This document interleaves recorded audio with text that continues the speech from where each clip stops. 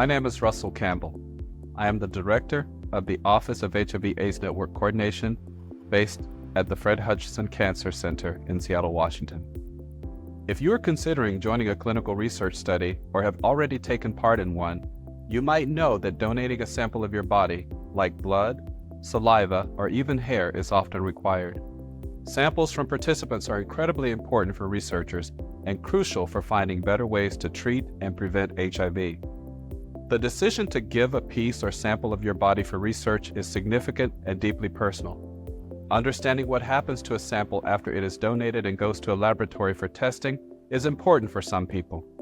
In some cases, this knowledge can provide reassurance and make the difference between whether someone agrees to participate in a study or not. Abuses that have occurred in the name of research have made some people skeptical about research and unsure about participating. Speaking directly with individuals who work in the lab and handle samples is a great way to understand what happens in the lab and get answers to important questions.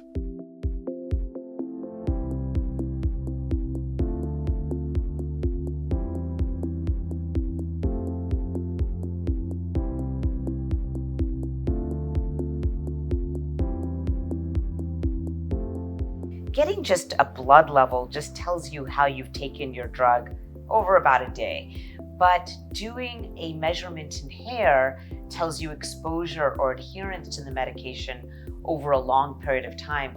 By doing a drug level in hair, specifically HIV medications is our mainstay, that tells how you've been exposed to the drug for the last month, last 6 weeks. And that's a good thing because then we can really correlate that with outcomes like being virologically suppressed or doing well on your therapy. 20 years ago, we started developing methods to analyzing HIV medications in hair. And now we are where we are today, where for lots of different studies, we will measure drug levels in hair to look at long-term exposure and adherence.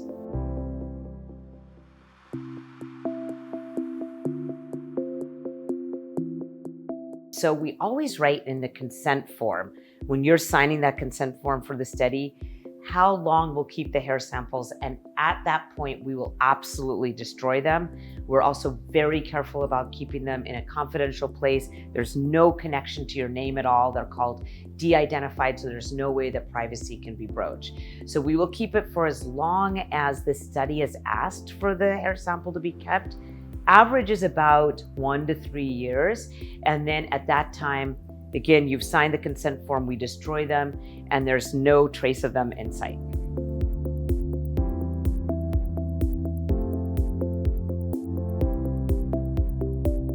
Confidentiality is very important to us. From the moment the samples are received, there's a chain of custody for the samples in which they are received and logged in. Then they're placed in a locked cabinet. Then the paperwork is placed in a locked cabinet with the quality assurance team until the end of the study, when the samples will be either returned to the sponsor or destroyed.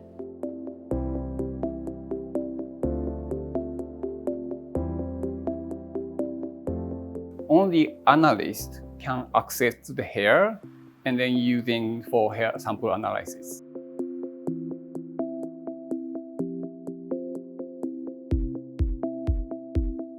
We usually just run the sample one time unless there's an issue with the equipment or issue processing the sample.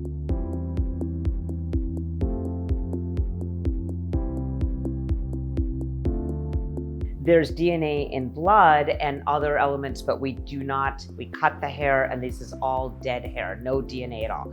So there is no way to identify participants from hair. We have never been in the DNA business and we will never do that. We're just absolutely analyzing the level of medication that you have in your system, in the hair, absolutely no DNA identification at all.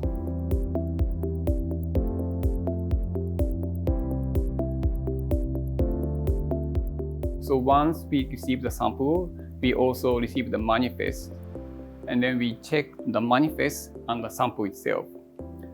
And then we make a label from the sample manifest and paste to the scintillation vial.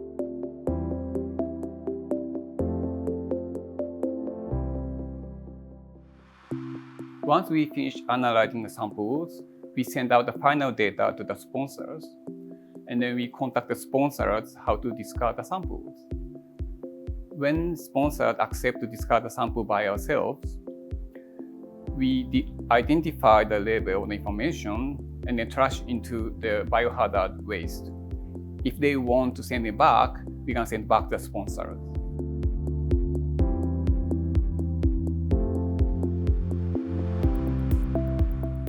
I actually believe as an HIV doctor and HIV researcher that communities should be involved in any process of looking in on what we do in the research setting, because we can't do anything without community. It is absolutely for you and with you. So because of that, I think that community should be involved certainly in the design of a protocol, in looking at a protocol, looking at a research study, making suggestions, even all the way to the point of if they want to visit a laboratory where the specimens are processed and analyzed. It has been such a hand-in-hand process since the beginning of the epidemic for researchers, clinicians, patients, advocates to all work together. It's how we've managed to get so much done. So absolutely, I think the community should be involved in everything.